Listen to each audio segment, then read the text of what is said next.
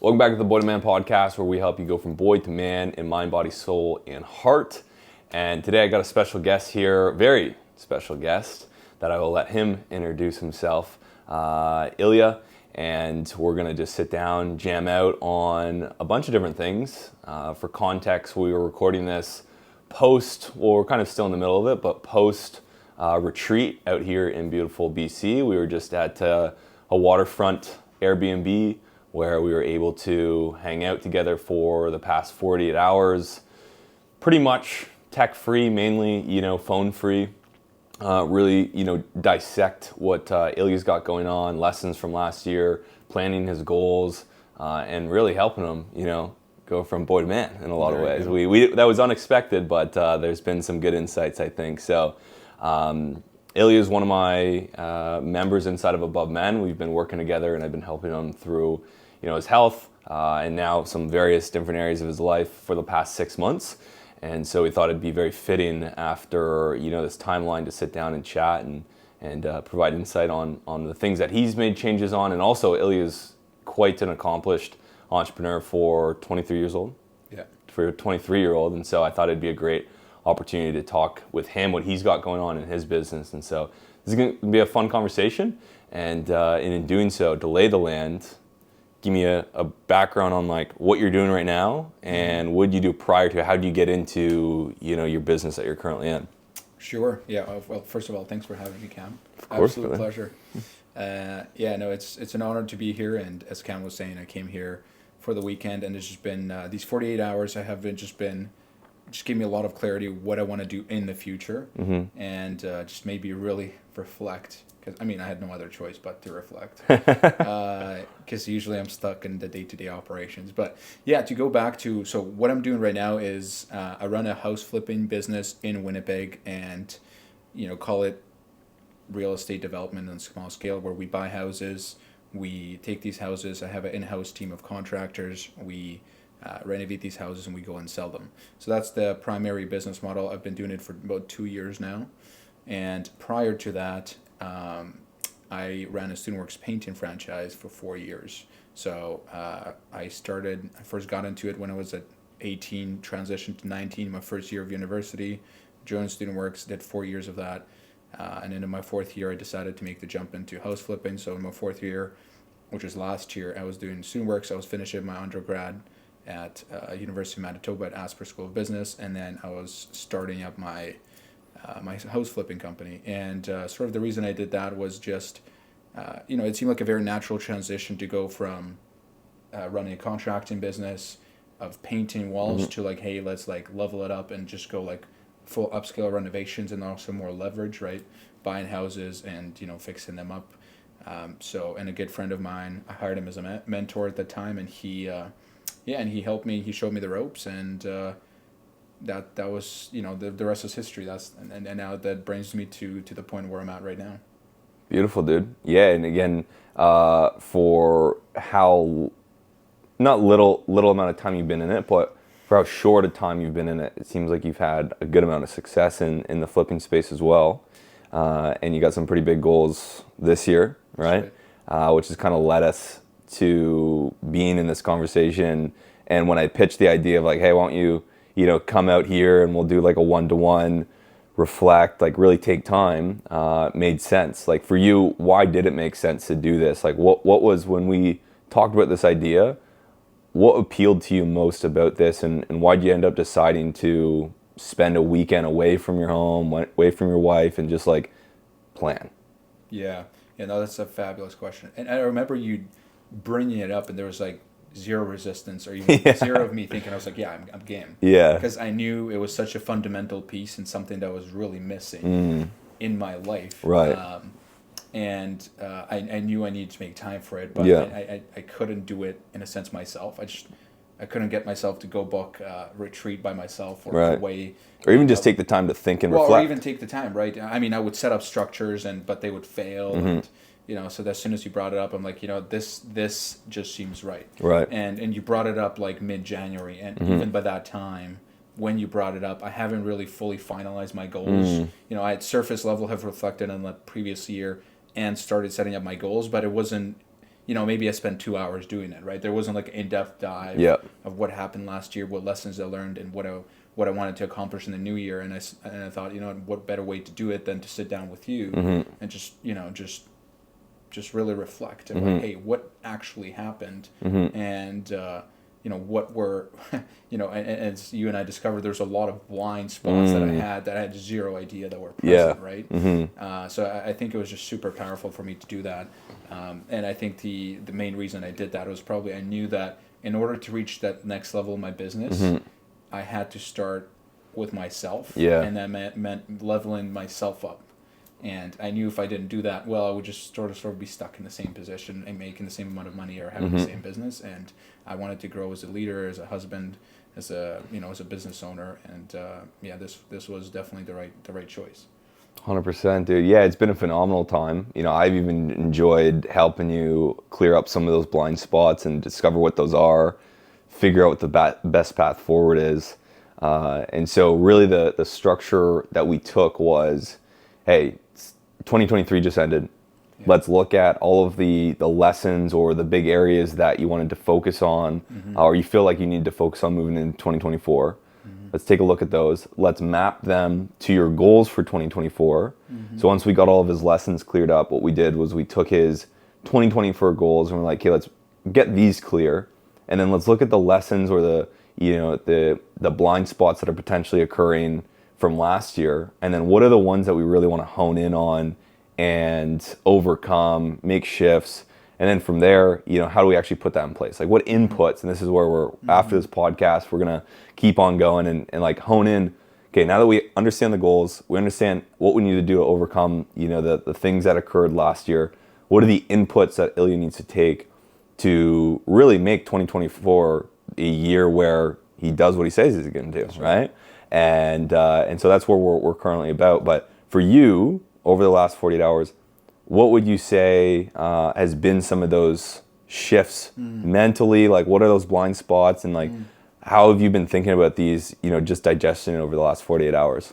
Yeah, no, there's a ton. Like, I should preface it by saying that in no world did I ever think that I would learn this much in such a short period of time. Wow. But I guess that's the reality of being away from your phone, completely being away from any other, outside stimuli, just really anything else, and just being in a completely different environment with, a person such as yourself who's just dedicated strictly to like, hey man, we're gonna do what's required. Yeah. There's no out. Yeah. Right? and I mean, that started with, hey man, I got off the plane and you dragged me out almost out of the plane onto, into Stanley Park of like, hey, let's go for a 40-minute run. I'm like, okay, let's do it. Right. So right off the get-go, you're pushing me mentally and physically. Right. And I told you that I wasn't in the best shape. I hadn't ran since the summer. So it was quite the challenge for me. But it was good. It was a good start to the weekend because, that set me up mentally, and I was like, okay, I can do this. I did it, and I was like, the rest becomes much easier. Beautiful. So yeah, I feel like some of the biggest changes, now thinking about what I've learned about myself is just how many things I was blind to and I wasn't aware of, and it just became ingrained in my personality and how I operate, and I wasn't aware how those things or how the way I operate actually led me. What sort of consequences they were leading me to have, right? So probably the biggest one you and I broke down is the external validation. Right. Like that was so evident to you when you started talking to me, and I had no idea, like zero idea. I listened to a podcast called Weekly Call. They talk a lot about that, right? Whenever I would listen to that section, I was like, oh yeah, totally makes sense. Theory, 100%. Like why would anybody? Yeah. Why would anybody look for external validation? In the meantime, I've been operating like that for 23 years. And I had no idea. Right. Until somebody such as yourself spent, that was probably like, 24 hours in, and you're like, hey, like, Yeah, I don't even think it was that. It was like the end of the first night. We kind of just popped that open. Even 6 hours. Yeah. Like that. Yeah. Like that became very evident to you. And then, it's not like you were like, hey man, external validation. You warmed me up to it, and it made me realize myself, which is what any good coach would do, that, hey, this is what was happening. Right? I was blind to it. So yeah, external validation was probably the biggest piece there. And I was just like, I was shocked because I was just like, really? Like that's, and then like I started retracing our steps. Yeah. And we went all the way back to like, I'm from Ukraine, so we went all the way back to Ukraine and me growing up and how that all actually played in when I was a teenager,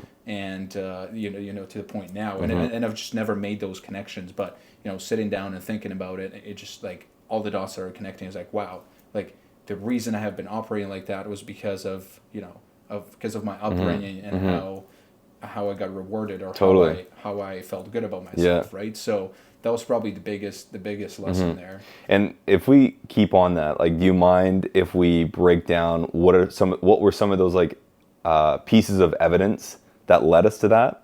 Right. Do you want to break those down? Yeah.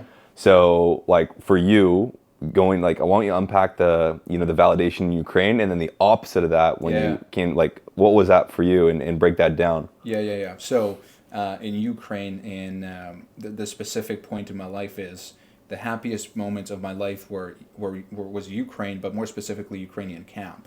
So it was a Bible camp, and I remember my dad held a pretty high ranking in the church, and the church around the camp.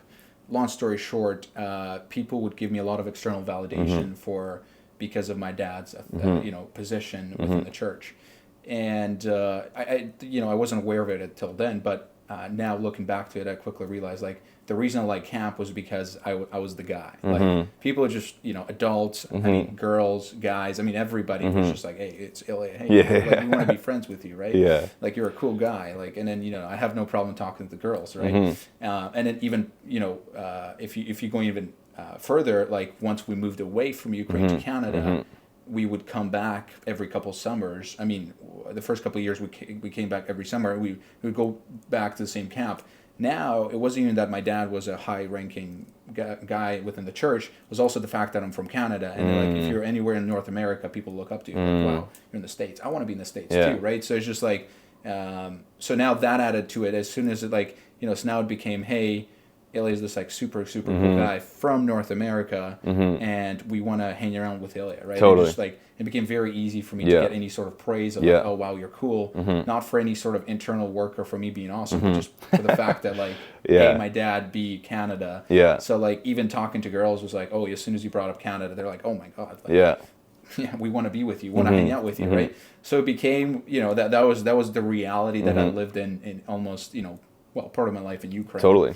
And I've never made those connections up to that point. And in reality, what happened on the inside is like, I associate that with happiness. I associate Bible camp with happiness. Because you're getting programmed. Right. Which I thought was because of, I got to hang out with people my age and play soccer. And all. But in reality, that was one of the pieces of the puzzle. But the bigger piece was that I was the man. Yeah. I like that. I like feeling like the guy, right? So, and then the contrast to that, this is the interesting pieces, because you got programmed to this feedback loop of like, hey, I'm the guy, I like that, and that's how you derived your happiness. But then the interesting thing is you got praise for being in Canada. Yes. But then when you went back to Canada, it was there's something else. Yeah, and I guess to touch on that before we go to Canada is like, so from that external environment, I started feeling happy inside. I was like, this is, because people are praising me and they're thinking I'm the greatest thing ever, I'm the GOAT. Well, it made me feel happy inside.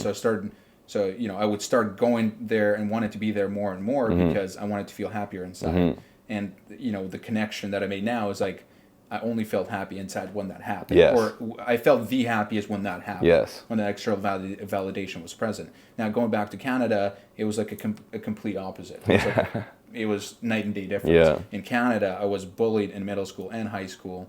At least in the grade 9 and 10, partly because I was an immigrant. I couldn't speak the language. My parents really like sheltered us, so we weren't like, because I grew up in a very strict religious house. We, no partying. There was no partying. There's no going out. Yeah. Like, it was, hey, us at home. We come after school. The weekends are for working on that in the household, and I didn't really have outside friends. Like having outside friends outside of church was looked down upon. So my social life was very confined, and so that led me to have a completely different.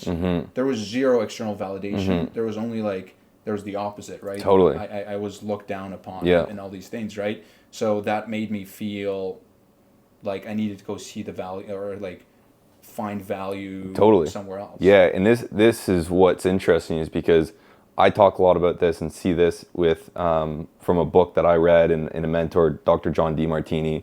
I haven't even like talked to you about it through this lens, but basically your biggest perceived voids become your biggest perceived values in the next chapter of your life, right? So, which is really interesting about you is you got a bit of both.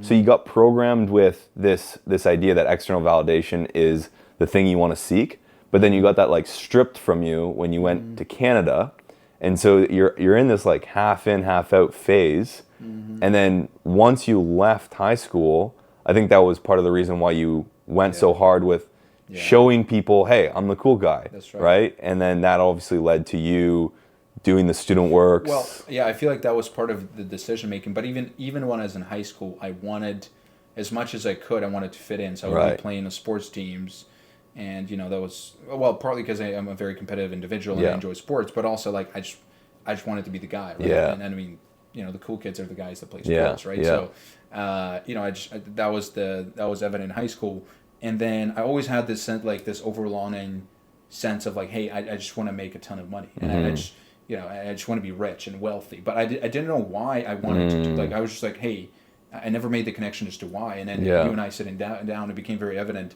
that one of the main reasons when you asked me the question of why is because of status. Like I wanted people to see me a certain way.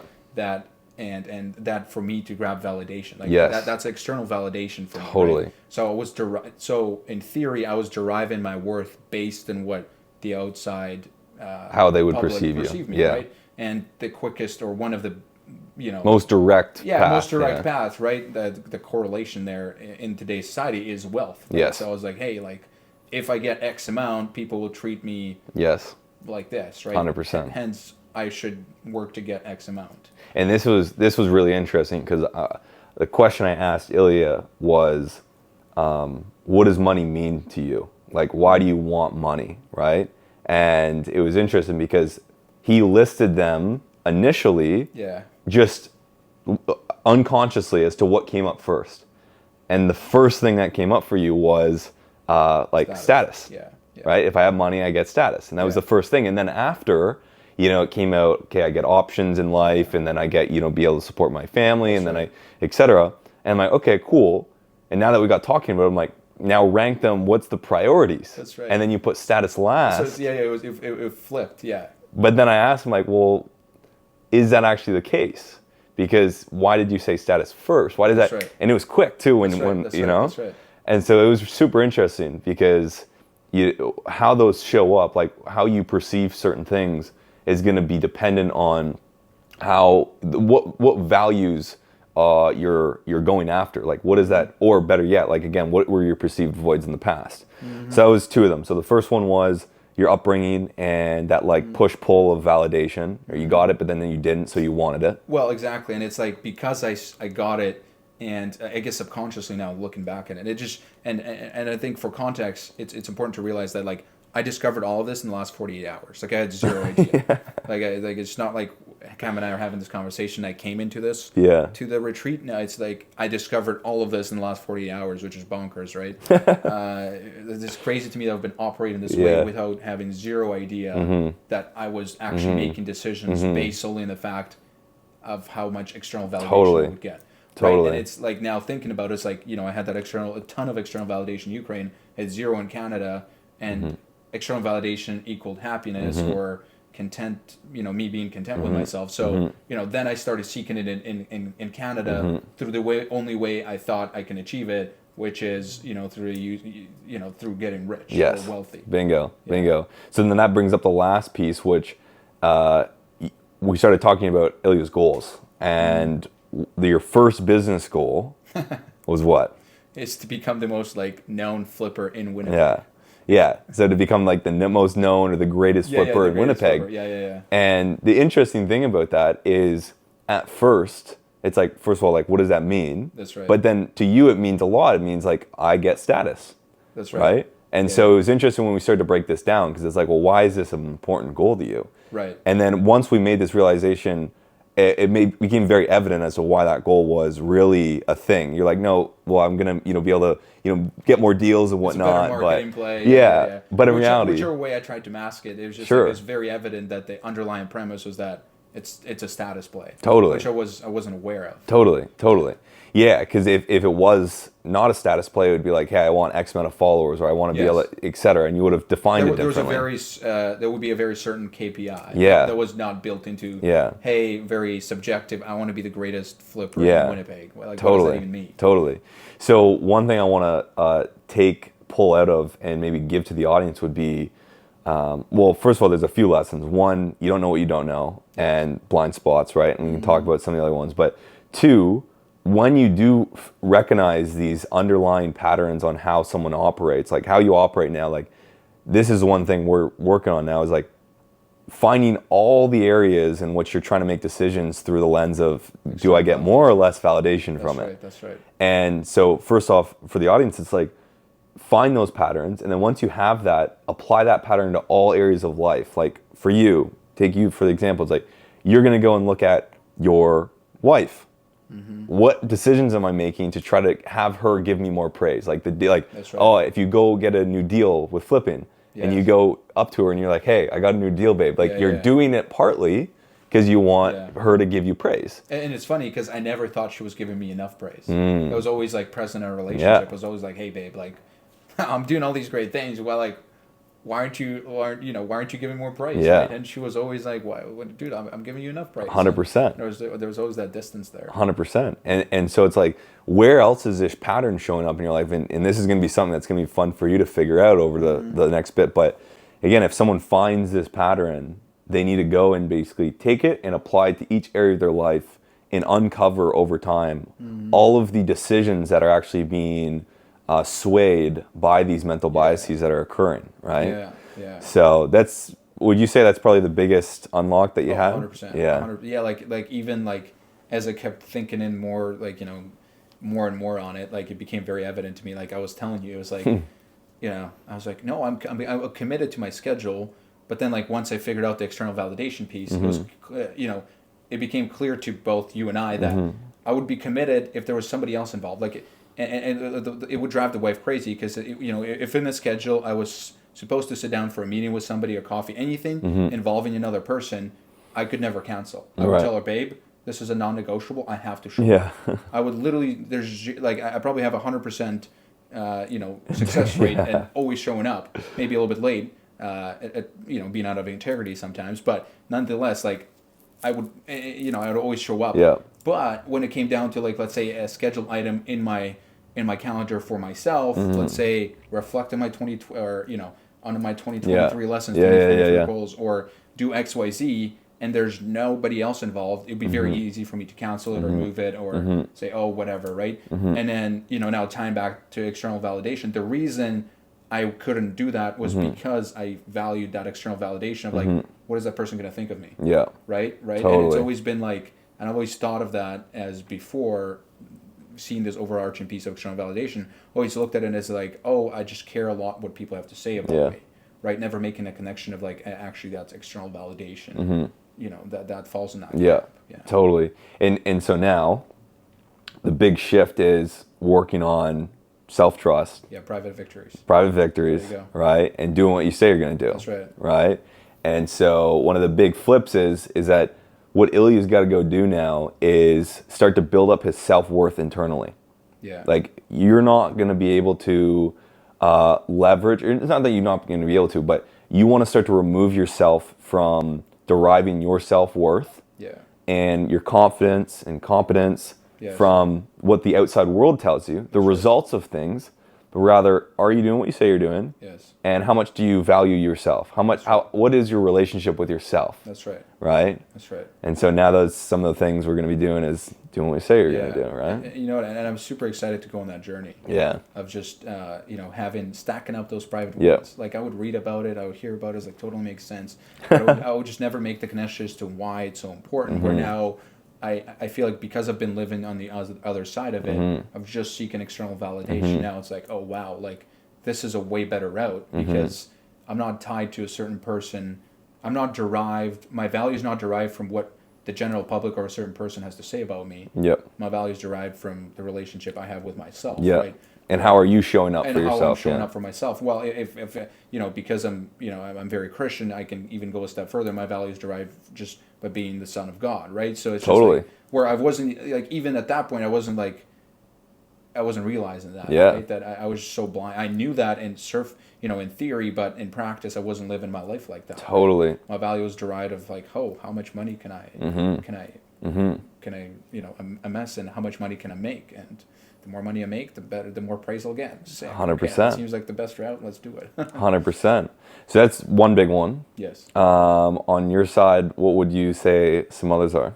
Yeah, well, so I guess like the external validation, and that bleeds into the private victories. Yes. So I feel like that's probably going to be the thing I'm going to start practicing on a daily basis, and even throughout the retreat we're doing that, right? And you said it's very easy, as in like, it's like, I don't know, like let's get Well, the up. phone last night. Yeah, like let's say I wanted to check my notifications on the phone, and the entire day I had the phone off, and Cam was like, hey, listen, like let's break it down. Why do you need to do that? We went through the steps. It became very evident I don't actually need to do it. There's no need, but I did want to just update my wife and sure.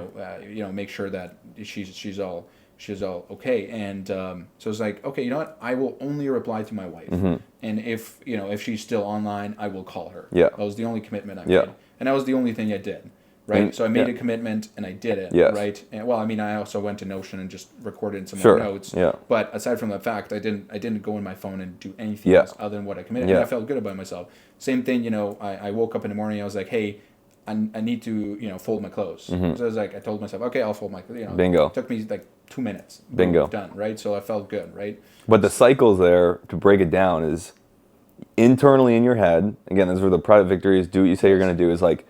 And it can be as big as go and, run a half marathon, or as small as right now in this moment, I'm going to make the commitment to do something. And then you go do the thing, you acknowledge yourself for doing the thing, and it builds a little bit of trust, and then you can make a bigger commitment. But you're just constantly making those commitments, right? Yeah, like the folding the clothes, that's the most smallest thing. But that's right. The difference is when normal people go to fold the clothes, is like, oh yeah, I need to go fold the clothes, and then you go and do it very unintentionally in a way.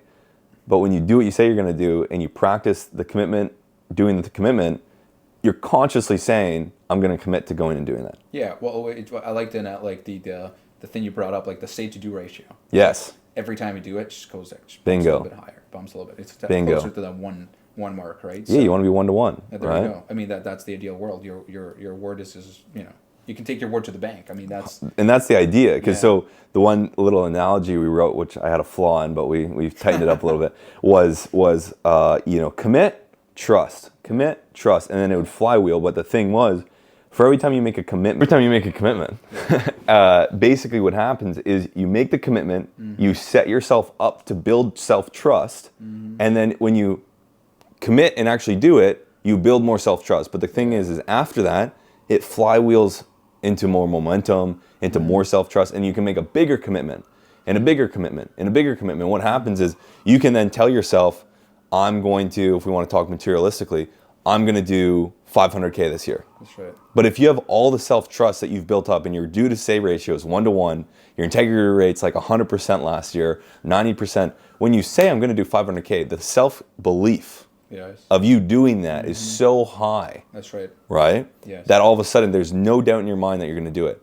And then when you hit 500K, and the say to do ratio is 100% integrity, 1-to-1, now all of a sudden next year, if you said 5 million, you would be like, I'm doing it. Because if I say I'm going to do it, I'm going to do it. Yeah. And that's where the power of these private victories and having a high say do ratio is, because you literally get to design your life strictly from your language. That's right.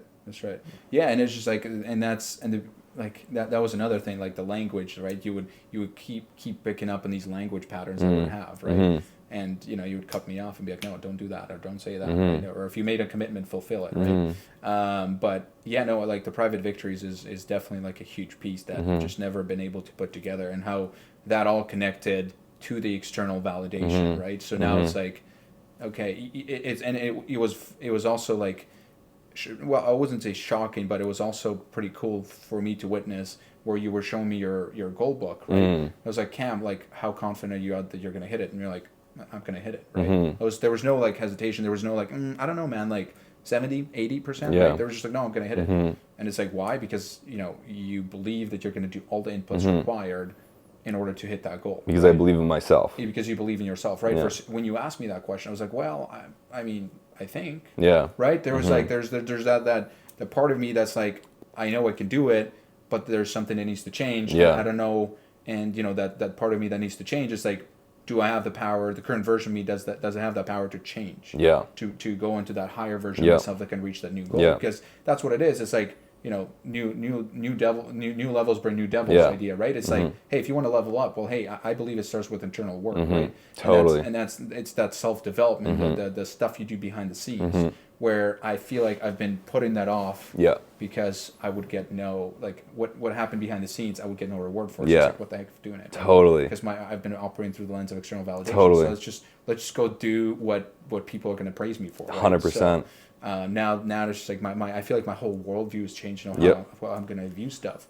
So I'm super grateful that we had this weekend and you offered this to me, and I'm like, even for the audience, guys, if reflecting, if is part of your goal, if that's something you want to do, and you're struggling with, or there's blind spots that you need help with, like, reach out to Cam. I mean, like, this was, like I said, this was a no-brainer for me, and I think anybody that really takes their time, and I would say takes the time and also makes a commitment of being 100% vulnerable. Yeah, the big other one. thing is, this was extremely uncomfortable to me. I had to lay all the cards on the table and be like, hey, this is what it is. And I mean, given the fact that external validation is such a big, Yeah. you now add that, like, I didn't want to come to Cam and be like, oh, this is what this is what it actually looks like for me, because I want it to be perceived in a certain way, where now Cam saw me for who I was, right? So I feel like for anybody that wants to go out there and just work on themselves and dig deeper, like doing something like this, whether it's with your own personal coach or mentor, or really with Cam, like, it would be a fantastic idea. And I think, Cam, this is something that you're working into your potentially, offering. It definitely opened my eyes to doing more of this for sure. So I appreciate those words. But one of the things which is interesting, coming back to self-belief, if I were to ask you the question, hey, do you believe you can achieve all these goals? And you're like, maybe. Well, if we looked at your life right now, and I want to use you as a case study for anyone else to look into their life, is what were you currently doing with anytime you'd say, okay, I have this task list, or I would tell the wife, hey, I'm going to be done at 5, like, what was present in your life? Like, how would you approach these tasks? Would you have a high say-do ratio? Or would you be constantly saying, hey, I'm going to do this stuff, and I'm going to follow the structure, but then... Yeah. Well, I mean, as you can imagine, it wasn't very high. Although I assumed, like, part of me, like, was delusional, and, like, it would... Like, I was just completely blind to it. Like, the wife would be like... And because I put such a big emphasis on being in integrity, I tell it to the wife. So she became, she knew what integrity meant to me and how much I valued it. So she would call me out on my stuff. Yeah. But I would be blind. I would be like, nah, like, well, I just once I was late, or once I told you I'll be home at 5, and I just showed up at 7. It was just such a good meeting. I just, it just got dragged on for an extra 2 hours, right? So I mean, in short, my looking back, my say to do ratio was extremely low, and I wasn't aware of it. And I guess maybe I wasn't aware of it because I was viewing it through a lens of external validation, and maybe I was getting that validation externally, but internally with myself/my wife. Like, I wasn't actually doing the internal stuff, right? I wasn't winning those private victories. I wasn't doing what I actually said I was going to do, right? And because she's in my environment and she interacts with me, she saw that, right? So, I mean, I would operate, like I said, primarily with the commitments I had with other people. I would never break them. The commitments I had with myself, I would say I would still do them when it felt convenient. I feel like that was probably the biggest play. Like, and you were very, it was in your mind, it was okay to break commitments with yourself. Yeah, I didn't see a big deal. I was like, what's the big... Like, my thing was like, oh, I said I'm going to do from 5 a.m. till 8 a.m. I'm going to work on SOPs in my business. Oh, shoot, like, I went to bed 2 hours later. That's fine. I'll wake up at 7. I'll push that I'll push the SOPs into tomorrow, right? And it would just be a constant. Oh, I've just got tomorrow. I'll do it tomorrow. Yeah. I'll do it tomorrow, or I'll do it 2 weeks from now, right? And I would never make the connection of why it's such a big deal that I don't actually do it. Or same thing even with an alarm clock, right? When it goes off, it was just like, oh, what's snooze it, whatever, right? Like. So, like, even right from the beginning of the day, I would be failing, like, right out of the gate. My say to do ratio is low because I told myself I'm gonna wake up at 5, but maybe I'm waking up 5:30 or 6 or 6:30, right? So it's just like now, like, I'm already like starting behind, right? And I was just I never made the realization of how that feeds into my self-belief. Totally, that's it. Right. Self-belief, right? And even when we got onto our coaching program. With fitness, I wanted to drop 30-ish pounds. And to be honest with you, Cam, I didn't actually believe I can do it. Right? And it's like, it's no wonder that I didn't believe I could do it because I was breaking all these promises to myself. So it's like, why, like, this makes sense. This makes sense why I didn't believe that I can do it, right? So, yeah, bingo. Yeah. And it's so important to understand this because, again, if you, in your world right now, are constantly giving yourself commitments and you're telling yourself you're going to do the thing and then you don't do the thing, you're breaking the trust with the most important person that you could have trust with in reality. That's right? And yes, you're going to get certain things done, but it's because you're putting yourself in a certain environment. After that, to go above and beyond, to go past what your environment is allowing you for, it's all on you. And if you're constantly breaking that trust with yourself, lowering the belief in yourself, how are you ever going to do anything extraordinary if you're constantly needing someone else to lead the way? We're supposed to be these approve of your actions. Yeah, and we're supposed to be these entrepreneurs that are self-led. Right. We're blazing the path. Yes. We're doing what no one else is willing to do. That's right. But we're doing it off the backs of, in this case, with external validation and environment. We're doing it off the backs of our environment. We need someone else to we need to make the commitment with someone else to show up at a meeting so we show up and do the work or have the house done and whatever it is. So again, ask yourself, am I making commitments with myself and continuously breaking them? Or when I say something, do I do it? And again, back to the, say-do ratio, what does that look like in your life? And how can you start to work in small, easy commitments that you set up and you hit? Set up and hit and build that belief back in over time. So right. I think it's a phenomenal point, and I think that's going to be, quite frankly, one of the biggest shifts you could probably make all year.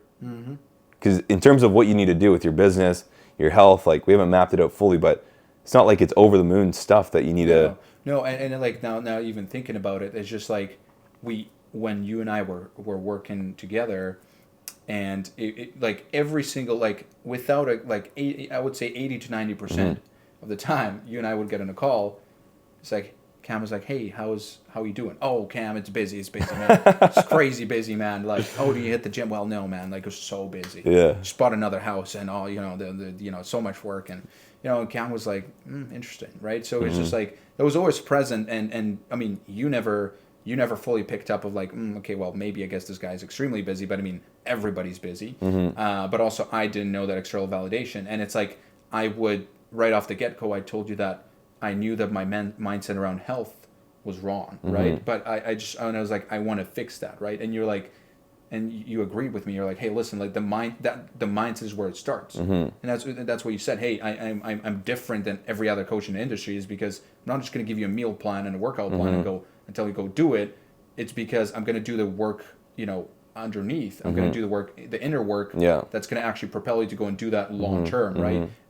Because it's one thing to go do it for 30 days, which I actually did, the eating 100% with integrity, fasting for 48 hours, what is it? 40, 96 hours. Yeah, the 96 hours. I did that, right, for 30 days. But then as more after that, when there was an actual meal plan, well, the more it went on, the less I did it. Totally. Right? And I did the less because of that external validation. There's none of it. That, and bringing up the second point, is a lot of this stuff is also tied to this other component around boy psychology, man psychology. Right? Yeah. Because some of those things that were coming up is I want to do what I want to do, and I don't really care what's best for me, or what's best for others, or, and we haven't actually talked about this, or what's best for your future self. Right. Because if you see you right now, and and your future self as two separate versions of you, just like we talked about you and your younger self. Yeah. That's also a relationship you have, right? Yes. So when you operate from boy psychology, and again, for anyone listening, the boy is the one that doesn't care about any of the consequences, and he will take, and not look at what impacts he's having on the world or other people.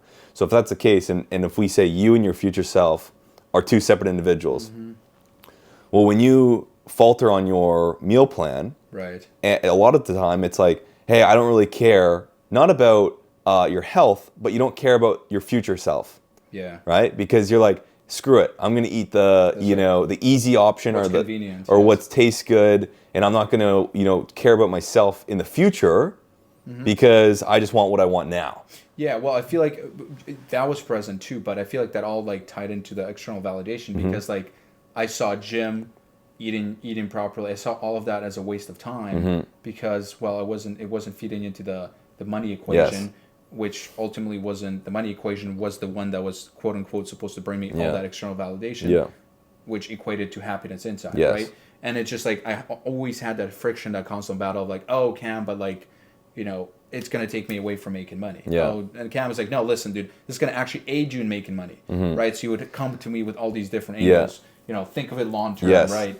If you do this properly, business is a long term game, right? Whichever way you would come to me, it would still always boil down to like I saw it as part of me not being able to earn money in that period of time where I was cooking, let's say, or meal prepping or hitting the gym.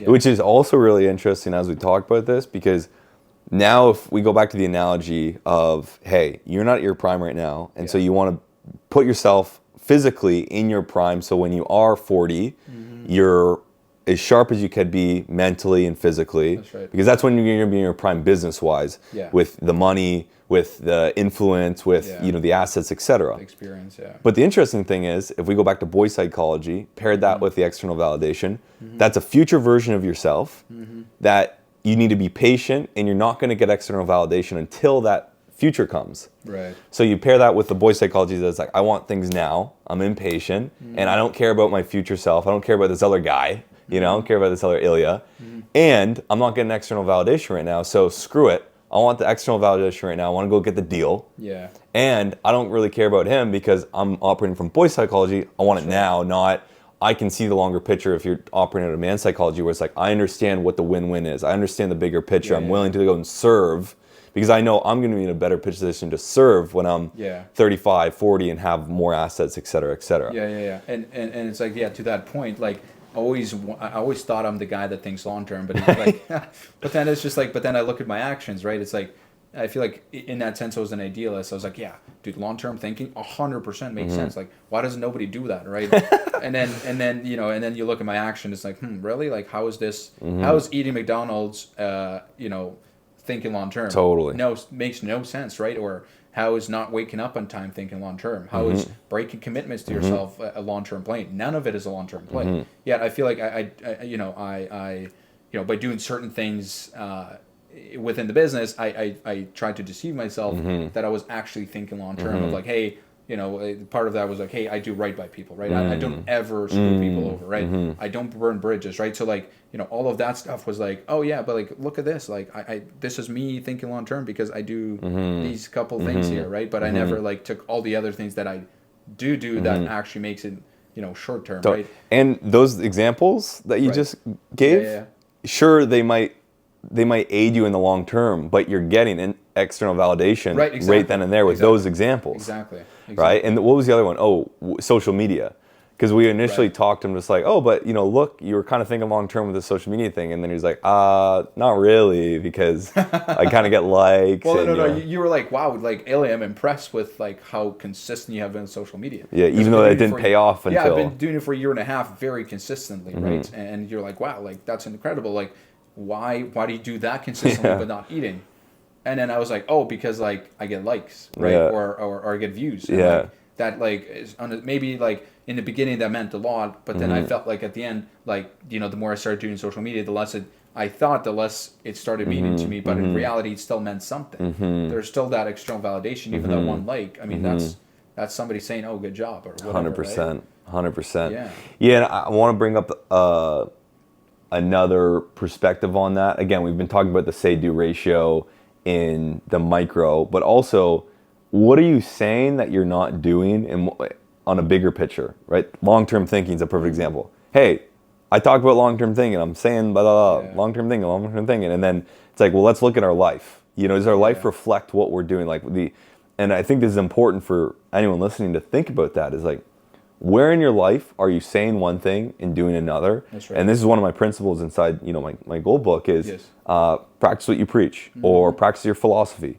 Like what you what you talk about, you should be, do, or have in your life to some degree, right? And ideally the same level in what you preach it at. And this is the thing I love about being a coach, right? And potentially you might be a coach as well soon, is that I have to hold myself to the highest standard, because if I'm telling everyone else, hey, you need to do these things, you need to have these things, you need to be these things.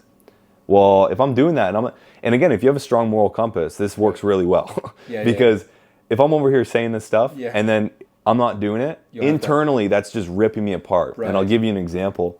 Anytime I show up on coaching calls, and I've been fucking around being a hedonic boy, eating the shitty food, or running short on sleep, or whatever I'm doing, sitting on my phone, I feel terrible on those calls, because for me, I know with belief I'm not giving that person my best self in that call, because I'm not doing everything that I talk about, that I know if I did these things, I'd be showing up more mentally sharp, with more energy, etc. To add to that, now you're almost like a hypocrite, because you're like, let's say maybe you're coaching them and actually getting 8 hours of sleep, but you slept 6 hours for the past 3 days. Then it's just like, bingo. Well, what the heck? Totally.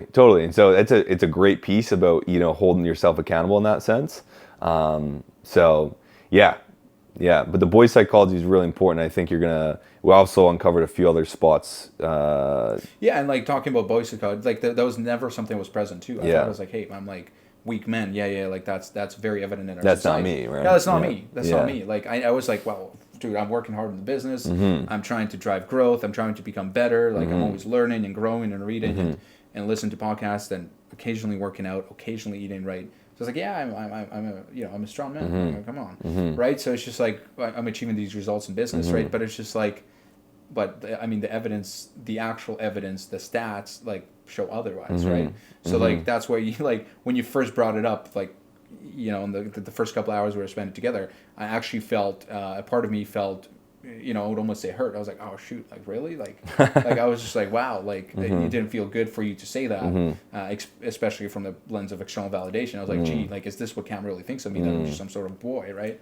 So I felt crappy inside, right? But then in that moment, I was able to take myself out, and I was like, you know what, like let's separate, like let's take the ego out of this, and let's really think, am I being, is that boy psychology really showing up in my life? Which, I mean, if you look at the stats, it was like it's not, right? So I mean, that was, I appreciate you like being coaching me through this. That's what I'm here for. Yeah, and just pointing it out and just saying how it is, right? Yeah.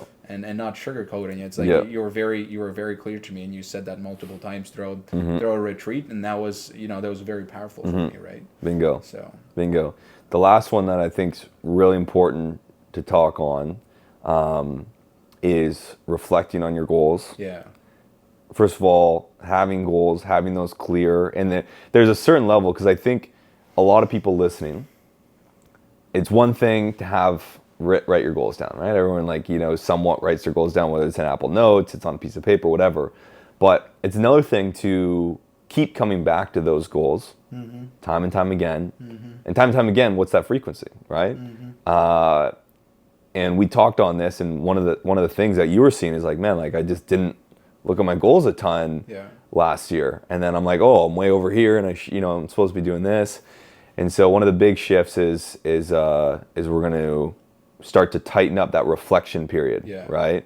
And so what is that going to look like for you moving forward, from really not looking at your goals a whole ton to now, what does that look like? Yeah, well, I feel like now that I've made the paradigm shift, the biggest paradigm shift, I would say, maybe up to this point in my life. Well, I feel like there's a lot that happened in my StudentWorks days where I learned a lot about business, but this like big personality paradigm shift that, now that I know that external validation piece, and because I was so focused on external validation, well, in turn, that equates to me being very focused on the results, because results get me external validation, not the inputs, because mostly you don't see the inputs that go into the results, right? So I would start subconsciously, but now consciously thinking about it, I would start optimizing for those results, and only doing the stuff that would yield me the biggest results. And Externally, really, yeah, externally, right? And really forgetting about the other pieces of the puzzle. I would really do like what would give me the praise, and everything else was just like mundane. Yeah. I had to force myself to do it, right? And I never made the connection as to why. I just thought like I personally, I thought I was like, oh, I just like business growth. I like driving the business forward. But like I never made the connection why I like driving the business forward. Well, because it looks good. Like, oh, look, my top line is $3 million this year, whatever, right? It's just like, oh, really? Like, right? That looks cool. No, hey, what's your bottom line? Like, what are you making? Or like, what does your back end look like? How are your SOPs, right? And I have a good buddy of mine who's in the construction and trucking space, and he, one day he asked me, he's like, oh, what are your procedures and systems look like? And I'm like, oh, I don't know. Like, he's like, what does your employee handbook look like? And I'm like, I don't have one, right? And it's just like, I'm sort of like, and like, it's like, well, now it's I'm very conscious why I don't have it, because, well, nobody sees it. So what's the point of having it? I would get zero external validation for it. So why do it? Yeah. Right. Well, but that's not building a proper business. Like, that's not taking care of the back end. Yeah. And especially me, in theory and maybe less so in practice, I knew how important systems were to a business, right? But to go back to your question of what I want to do with the goals, like now I'm going to shift my focus from results to inputs. Bingo. And honestly, I can say this, as long as whatever happens at the end of the year, however much money I make or whatever my health is like, whether I hit those goals or not, at this point, I've made the decision that as long as my say to do ratio, my inputs are as close to 100% as possible, I will be very content with myself. 100%. And I feel like that is going to be my lens through which I look at. Because I know that, let's say this year I don't hit my monetary goal or my health goal, as long as it did the inputs, my self-belief is going to be that much higher. That I can go in like next year, I can triple it or whatever the case is, because now maybe I was doing the inputs, but I was doing the wrong inputs, and I can reflect on that and do something else. But now at least I have the self-belief to be able to achieve the new inputs, right? So now my system that you and I are going to set up is going to be very focused on inputs. Of like, hey, what is it that we're doing on a weekly or daily basis that is going to drive me to achieve certain results in the long run. So it's just focusing on the inputs, making sure that's the primary lens I view my business and life through, and also, doing some sort of reflection periods. Right? Yes. And as you and I were talking, I made the decision. I was like, I'm just going to go book my quarterly retreat. And I went, and as you and I were driving up here, I booked my quarterly retreat. Bingo. And, now it's, March 31st, I'm out in a cabin by myself, having no choice. Well, I mean, it's booked, so I have no choice but to actually show up. Yeah. Right, and it's this cabin in the woods. Like, I don't think there's Wi-Fi out there either. So it's like now I'm gonna have no choice but to sit down, review. Hey, like, okay, we had this convo end of January. What were my inputs? Where things are at. So I mean, that's the first step. And now the commitment I'm gonna make myself is like every quarter I'm gonna have to do that. It's like every quarter I'll do a quarter-end review. I'll probably, because I'm, like I said, spirituality and being Christian is such a big part of my life. I'll probably start the retreat by doing that, focusing on the spiritual aspect, slowly going into business, and then maybe end it off with spending some time with the wife. Right. So I'm going to work out the fine details, but the overall theme is that I'm going to make time to reflect. And before, where I viewed reflection as a step backwards, and just like, hey.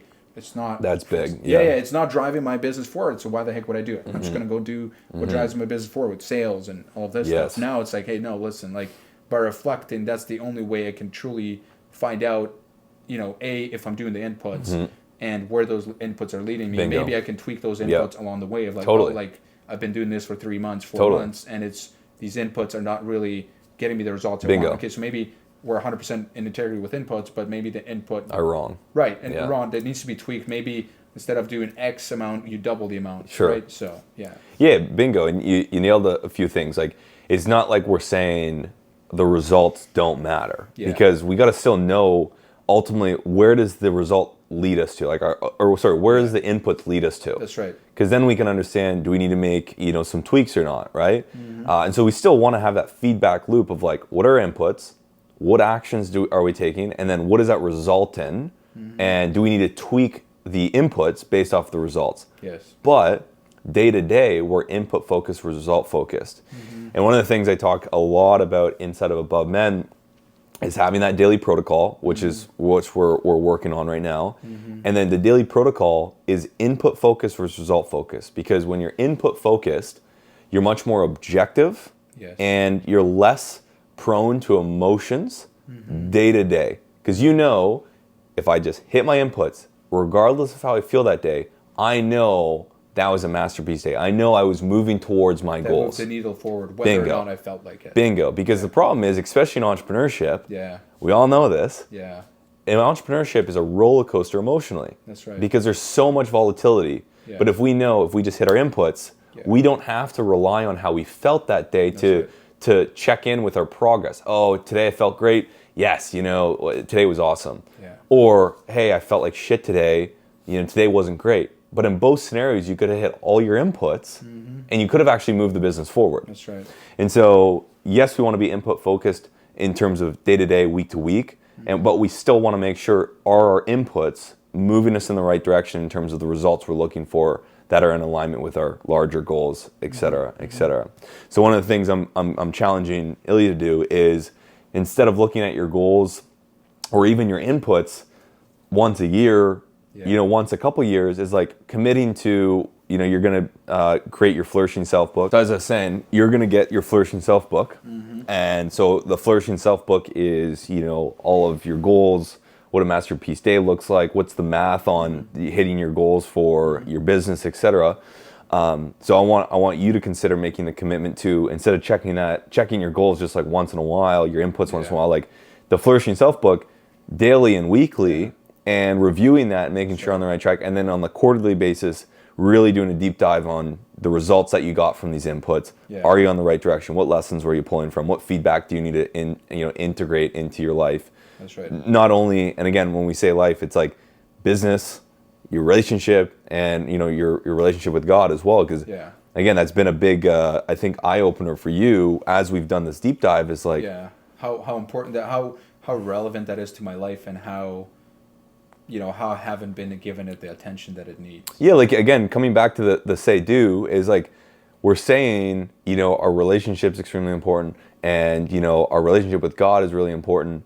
And yet, what we're seeing is like actually money has taken the driver's seat in a way, and it's like whoa, that's not how I want it to be. That's right. So it's like making sure on a quarterly basis we're recommitting and ensuring we're still doing what we're saying, which is like, hey, God's most important, and here's how I'm showing up with that with our inputs. Totally, right? And to your point, I think I mean it's already in my schedule to do, but like doing the Flourishing book, that's the next week. That's my task, is to create that book. The vision board, the goals, the math. My daily ritual, if you want to call it that. So, I feel like that's gonna be a big part of, and I'm actually excited to start referencing this and just developing that new identity and new version for myself, right? Because I think future-wise, right, if I can look back at this like 10 years from now, right, have kids, I can be like, hey, like maybe they're reaching that stage where they're setting goals. And they're asking me questions like, I would hate to be in a spot where I can't guide them to be like, oh, it's whatever, right? It's luck or whatever it is. Like, I think I did this and this is why it happened, but like, but I couldn't break it down for them. How cool would it be to just like, hey, here's my book for the last 10 years. Here's what I've been able to achieve every single year because I wanted to achieve it. I made it a goal, and then I figured out what the inputs were. Yes. As easy as it sounds, it's that simple, but it's just the execution, right? Totally. Right. So and one of the pieces on the execution side, and this is why having a goal book is really important, and this is why it's so important to recommit daily and weekly. Right. Is we live in a very noisy world. Yes. Where shiny object syndrome is run mad. It's an epidemic. It's everywhere. And ultimately, at any point in time, if you don't have clarity on what your goals are, you're going to be working on someone else's goals. Well, yeah, you'll be programmed one way or another. Exactly. Right. One way or another. So do you want to program your own life? Do you want to tell yourself, here's what I want to do and here's what I need to do it? And here's why. And this is why I said, this is why you're bang on when you say it's simple.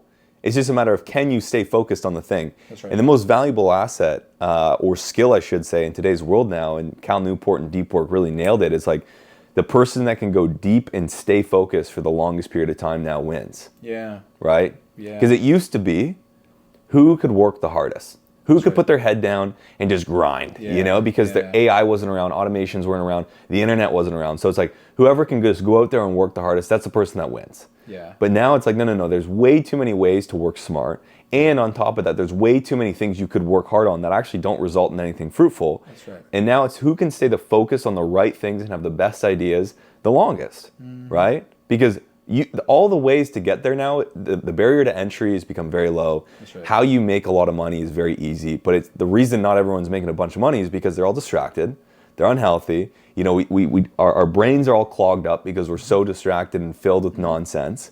Because we're on our phone, we're addicted to our phone. So it's like, how can we stay as focused as we can on the right inputs? And part of that is using something like a Flourishing Self book, That's right. reflecting and recommitting on a daily, weekly basis to the things we know that is going to, on paper, get us to our goals. That's right. And it's just like, setting up that book and really figuring out what it is that you truly want, right? And I think part of, you and I talked about this, right? It's like, I'll create this book based on what I think I want right now, but it's just like the two questions that remain unanswered that I'm going to have to work on. And it's such, you shared your experience with me where it took you 2 to 3 months to fully develop your idea, right? It just, I personally know that in 2025, probably closer to the end of 2025, I want to, exit the business one way or another with flipping and potentially enter a new industry, right? So A, I haven't discovered what that industry is, and B, I'm working on it, right? Before, I would have come from it from a lens of external validations, which means, hey, where can I earn the most amount of money in, right?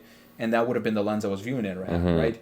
Which, when I told you the industry I wanted to enter to, that's what you started picking up on. It's like, interesting choice, right?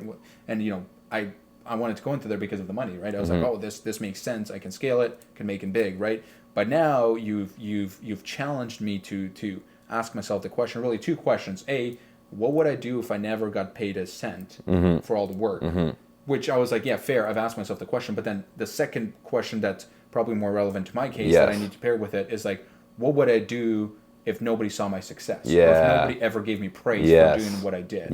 Right? Taking out all the external validation, right? What is it that I will keep doing, right? And it's like, I feel like now it's like, okay, yeah, I focus on the year ahead and I plan this inputs, but long term, I really need to figure out these two questions for myself. Bingo. And really be fully convicted that this is the right path for me to take, right? And I feel like because God is so relevant in my life, and that's such a, and it needs to be the most important relationship in my life, I really need to, to go in deep and search of like, hey, why was I put in this earth? Like, what is it that God wants me to do? How is it that he wants me to help other people, right? And that's something I feel like I need to go down that journey and discover for myself that I've never given myself time to do, nor really thought about it, right? I've just been, hey, let's go get this external validation because I feel good.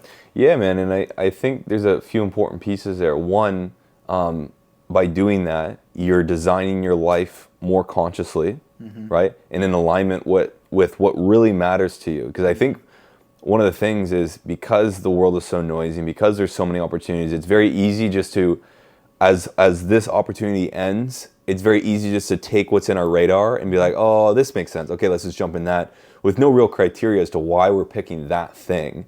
Because you're not, a lot of people aren't asking those questions you're asking them, or that you're going to ask yourself. What would I do if I didn't get paid? What would I do if I didn't get praised, right? And the one thing I ask myself a little differently is, what would I do if I could only do this for the rest of my life? Like, if this is the only thing I could do for the rest of my life, what would it be? These questions really just like pull apart, or better yet, remove a lot of the options out there that otherwise would have looked like a good, lucrative opportunity if we were just what typically people are doing, just optimizing for money, right? That's the first thing. The second thing is looking at it from the lens of, what am I really going to be able to serve the best in? And, how do I feel like if I were to step into that, will I be able to show up as my best self? Right? Because again, coming back to the money thing, it was like, cool, this thing could make you a lot of money, but when you're doing it, are we getting the best Illia? That's right. Right? Or is the world getting the best Illia? Totally. Yeah. Or is in this space, you're kind of making it work, but you're making it work more so because you want to do it for some other reason besides like this is in alignment with what's going to allow me to serve, the people and serve God the best, right? And so I think really thinking about that on a deeper level is really important. Yes. And unfortunately, I don't think a lot of, specifically men, I don't think a lot of men do that. They look at what other buddies doing, or what is it, the guys that they either look up to, or the guys that they're kind of competitive with, and it's like, oh, I'm gonna go beat this guy in this industry, right? Yeah. The last thing that I'll wrap that up with is, like I mentioned, is that when I went on my path for my own sake, this has been a long time coming, but when I actually asked those questions consciously, it took 2, 3, 4 months to actually come to that firm conclusion that this is actually the answer. Like 4 full months of just meditating on that question, time and time again, and then it came. It didn't come, and this is what we were talking about. It's like, as soon as you become aware, that's like, okay, I need, I'm gonna. It's not just gonna show. It's it's not just gonna show up. Exactly, and I think I can't ask you that question and expect you to give me a full out answer. Bingo, and I think this is where the fast-paced nature of the world overwhelms, especially young men, is because they look at everyone else that has done the work, and they're like, oh, but they figured it out, but you don't know their story. Yeah, they could have been figuring that out for a year, for a couple months, for whatever. And so when you ask yourself these questions and you figure out, hey, what I'm doing right now isn't the thing I want to do long term, and I know I have this bigger purpose in the world. Right. Don't all of a sudden, as soon as you come to the realization that I have this bigger purpose in the world, feel like now that I have this realization, I should know what that is. That's right. It's like, no. Now you're on the discovery, the path of discovery to figure out what the purpose is. And that's the research phase. And the discovery phase. Bingo. And I'll relate this back to the entrepreneurship journey. You hear a lot of guys when they first start their businesses that now they're, exited for millions or they're very successful. They'll say the best time was when the first 100,000 or, the first couple years when it was scrappy and same thing, like don't feel the rush to all of a sudden jump into that. Oh, if I don't have my purpose in the next week, like, my life's over. Like, or as you were saying, a trap that a lot of entrepreneurs fall into is, I need to hit $1 million before. Yeah, that was a perfect example. Yeah, or whatever it is. Perfect example. It's like, why? Why is that? Yeah. Right? Like, okay, then what? Right? I said, it's like, cool. If if you've ever thought of this, me and Illia both have thought of this. Yeah. So if you ever thought like, hey, I need to become a millionaire by 25, it's like, cool. But once you do that, then what? Like, why is that a thing? Because if you ask yourself the then what question, it typically comes up empty. That's right. Or even if something's past that, then ask, then what? Yeah, that's right. And then it just comes back to, well, it's I just want to enjoy X. Okay, well, who's to say you can't enjoy the moment right now? And this is where this discovery purpose. Which, like, for me, it was like, oh, I want to hit $1 million before this because, well, hey, it's the status. Hey, $1 million before 25, right? Oh, gee. Yeah, and you'll must know something. Bingo. And you'll come to realize a lot of these things, a lot of these goals that we initially think we want to achieve, is a lot of time coming from external sources. Right? External programming. Yeah.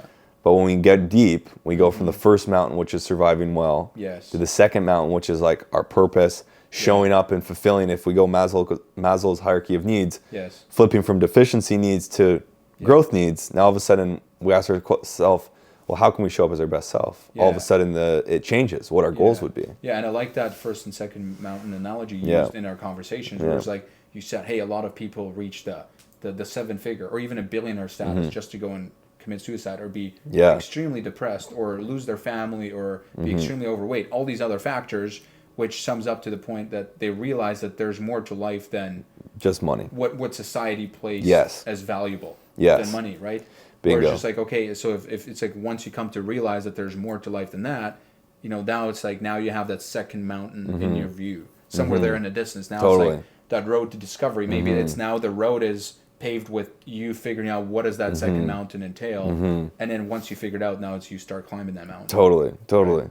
Yeah, bingo. And you brought up a really good question. Is like, why is it that so many people still think even if we look at the billionaire that commits suicide, or all the the rich people that are like still depressed, why is so many people, if not the majority of humans on Earth, still think money is the end all to be all, right? And sure, we want to survive well, yes, but we put way too much weight on it. And you asked that question. I think the response was pretty well, in the sense of the majority of people never get there. And so if the majority of people never actually achieve surviving well, having the money, then what happens is this facade becomes, this illusion, this mirage, all of a sudden appears around the idea of like being rich and having the money and being successful in that light and thinking that's it.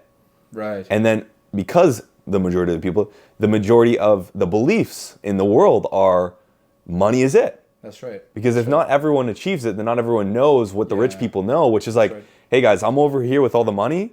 I'll tell you, it's not that great. That's right. That's right. It's like a Jordan Peterson talk he was saying. He's like, hey, you think your life is so bad, but the guy in the Ferrari driving down the highway has the best life, but you don't have all the information. Yes. Little do you know that guy around the Ferrari wants to, wrap his car around the pole and then exit. Sure. Because he's just done with life. Totally. And caveat, we're not saying money's bad. We both love money and we want a ton of money. Sure. But you need to approach it from a lens of money is a vehicle, not the end all to be all. Yes. And it's a tool to serve and to go and create our impact, right? For me, that's 50,000 men, leading their tribes as their best, most dominant version of themselves. And the way to do that is have the influence, have the money, have the assets to go and do that as a mission. But I can't do that without money. So I love money, and I'm seeking lots more of it. But if money is the only thing, that is when it becomes an issue, because we start to make decisions and we start to optimize our life in ways in which it's just not feasible to live a long, flourishing, joyful life, right? So there it is. Yeah, I basically summarized more or less 80% of what you and I talked about on the entire retreat. And it was amazing. This is a good almost refresher of like how many good conversations we had it was over the duration. Packed. Yeah.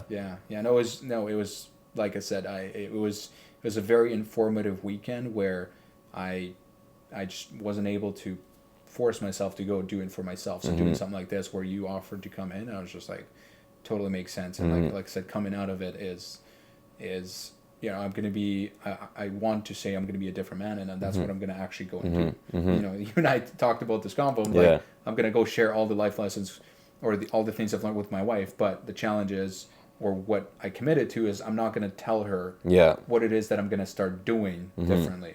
She's going to have to witness it for herself and be like, wow, Illia, you're a changed man, right? So I feel like that's sort of the result that I'm seeking, is that I want her to see, based on my actions, that I'm different. But I don't want to tell her. Bingo. I want her to discover it for herself. Because that's going to come from private victories. That's right. Yeah. So for anyone that enjoyed this episode and they're intrigued with you, how could they follow along your journey? No, I appreciate the shout out. You can give me a follow. I'm quite active on Instagram, as alluded to earlier. So you can find me under the handle of Illia Usach. That's ILLIA and then USACH. And then on there, I post a lot of stuff about my house flipping journey. I'm going to start posting more about, I'll probably get a little bit more vulnerable, be a little bit more open to the public of the actual struggles I go through and what entrepreneurship looks like. And ideally this year, I'm planning to start a podcast as well. So beautiful. You might, if you enjoy this, then give me a follow, and then obviously I'll be putting a lot of updates on there. Let's go. Let's go. If you're listening to this on Spotify, give us a subscribe and definitely give us a rating how you like the episode, as we're just starting. So obviously any feedback is much appreciated. YouTube, same thing. Just give us a follow, subscribe, whatever that is. So see you on the next episode. It was a pleasure having you on here, dude. This was a great time. Beautiful. Awesome. Cheers, dude.